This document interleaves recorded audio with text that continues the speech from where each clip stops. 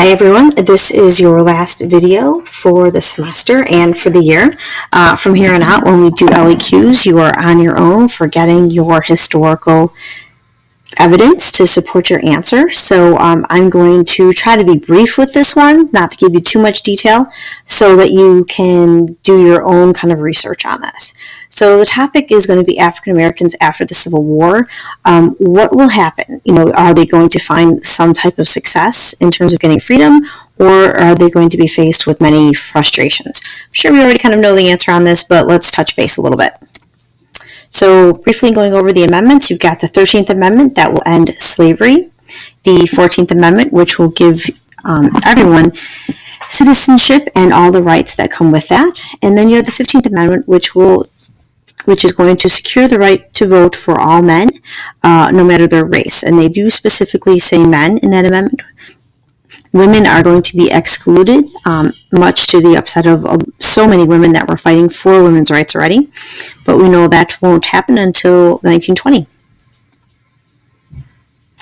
So the Civil Rights Act of 1866, before the 14th Amendment is passed, it becomes clear that many southern states are trying to limit the amount of civil rights the former slaves would have, such as where they could live, who they could associate with, the types of jobs available to them.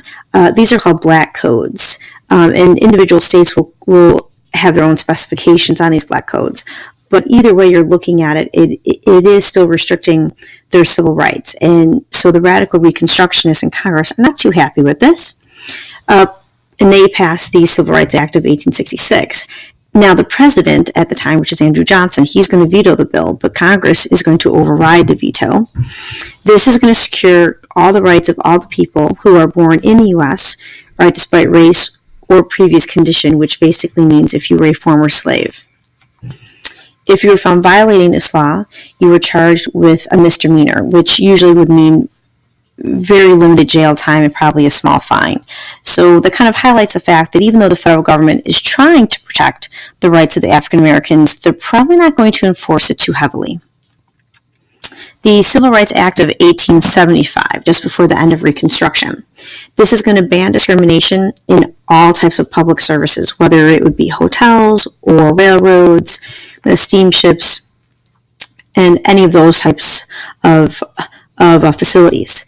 The original law was hopefully supposed to include schools, but the Southerners are going to refuse to sign this act if it actually included schools. So segregated schools are going to be permanent until we get to the 1950s.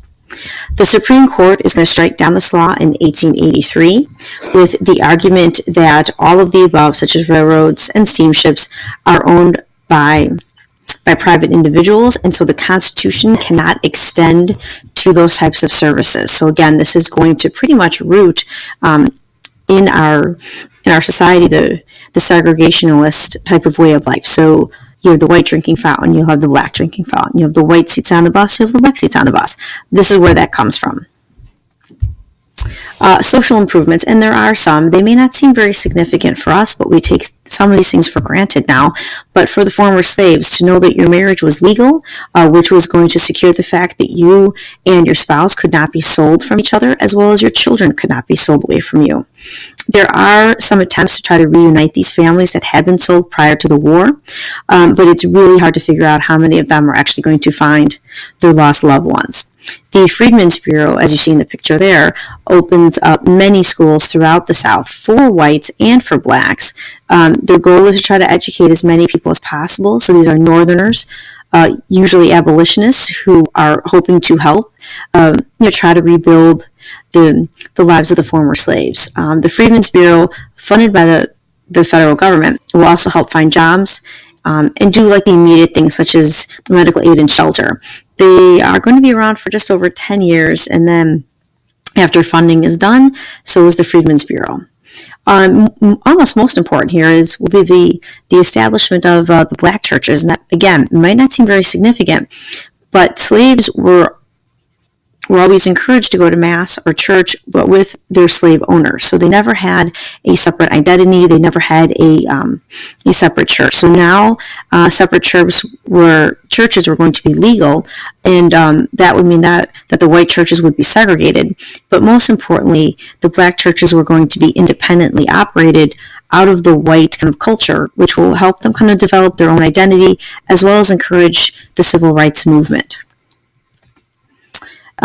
Some small advances here made in politics. Again, it doesn't seem small, but these won't. The small advances are going to be stopped after Reconstruction in terms of most of these men who are elected into these positions will no longer be reelected after Reconstruction is over. But kind of looking back, knowing that over 1,300 men and women are going to get government-appointed jobs. So something as simple as the postmaster is actually very significant. 700 African Americans are going to be elected to a whole variety of public offices. So again, it could go in terms of the local politics as well as to national government. Obstacles to freedom, and we've already hinted at some of those. So the former slaves, although they instantly gain their freedom, don't have much else. They have almost no education, no other job skills besides farming. Very few of them are going to be skilled laborers. They have almost no money and really no material goods, but probably the clothes on their back. Due to the lack of skills, the former slaves have very little chance of moving north, or some will move west. Right, those are called the exodusters. But again, they are going to be farming based. So for those that cannot escape the South, which is going to be a good percentage of them, they are forced into sharecropping, which is a picture right there. You see a family of sharecroppers. And actually, if you can read the small print, it's actually from 1907. So this is second or third generation sharecropping post-Civil War.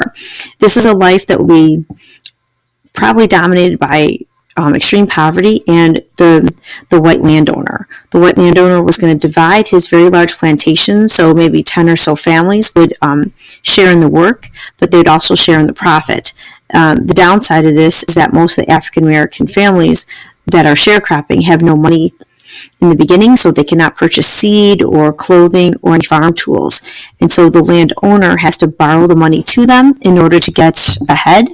And then as soon as the crop comes in, he will take the profit that they earn and pay himself back, which basically means they are stuck owing him again for that next season. All right, political obstacles. Again, we'll go back to the Black Codes. Even though you've got the Civil Rights Act in place, the South is going to continue to enforce the Black Codes, and that again is a way to try to keep them into second-class citizenship. They are going to be restricted to any menial jobs such as sharecropping and force them to sign labor contracts. That photo there is of African American men who probably violated those labor contracts, so they are forced to work on a chain gang. The goal of the Black Codes was to keep the African Americans poor and in a subservient position, which again will be in place for a very long time. These Black Codes will eventually turn into what's called the Jim Crow laws. This is just a small sample of what the Black Codes would say and how it would restrict the African American. I'm not going to read these over. You can, of course, stop this and read them over yourself, but you get the idea of how subservient and also very demeaning these codes are. All right, violence. Some of the violence is just the threat of violence or of course outright violence, and the goal is to intimidate African Americans who were trying to test any of their new rights. So whether you were trying to vote or maybe trying to defend yourself against a white man who maybe cheated you, or hopefully sending your children to school, there was often violent acts aimed at you or your family, or maybe the school would get burned down to stop from stopping you from achieving your goals. The KKK was established in 1865. It is an organized and semi-secret group, and when I mean semi-secret, although they wore hoods, most people knew who was in it, or at least you had an idea. So if you did get attacked or get threatened by the KKK, you were often hesitant to say anything because you did not want the word to spread that you were trying to defend yourself. And also you could have been talking to someone who might have been in the KKK and you might not have realized it. So there's a lot of hesitation, there's a lot of secrecy involved in that. The KKK will start off in the South, but they will head north. They will be known for the burning of any buildings, such as maybe a farmhouse, a school. Thousands of men and women will be lynched throughout the South and into the North a bit, going well into the 20th century. And most of these random acts of violence are aimed at either African Americans or the white people who were trying to help former slaves. And you'll see that violence again during the Civil Rights Movement in the 1950s and 60s. The federal government is going to pass what's called the Force Acts, and that is to stop the actions of the KKK. The Force Acts will be relatively effective because the federal government will be supervising most activity in the South because of the military districting, but as soon as Reconstruction ends, so does the Force Acts. So the election of 1876 will end up in what would seem like a tie between Tilden and Hayes. Hayes is going to be given the election after he agrees to end the military redistricting of the South. So that will officially end Reconstruction. So all federal troops will leave the South, and the Southern Democrats will be able to take over most of the political seats in the House and in the Senate, and then also in the local governments. Now the black codes can be formalized in what will be called the Jim Crow laws, a similar situation, all based on segregation. And the Supreme Court will continue to knock down any type of Reconstruction laws that will allow segregation to become a law. Think about maybe Plessy versus Ferguson as a good example of that. Okay, I hope this video helps, and if you have any questions, ask me in class.